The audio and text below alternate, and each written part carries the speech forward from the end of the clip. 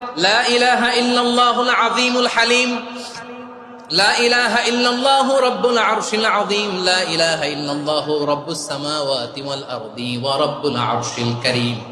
এই যে বললাম, রেকর্ড হয়ে গেছে। এখন তো আর ইনস্ট্যান্ট মুখস্থ না হলো, পরে মুখস্থ করে নেবেন। আল্লাহ ছাড়া কোনো উপাস্য নাই, তিনি সুমহান, মহা সহিষ্ণু। আল্লাহ ছাড়া কোনো উপাস্য নাই, তিনি সুমহান, আরশের অধিপতি।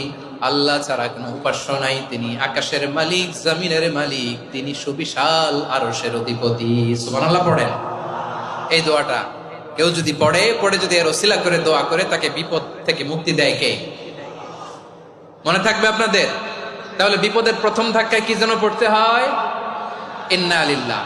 তারপরে কি বলে আল্লাহর কাছে নিজেকে সঁপে দিতে হয়?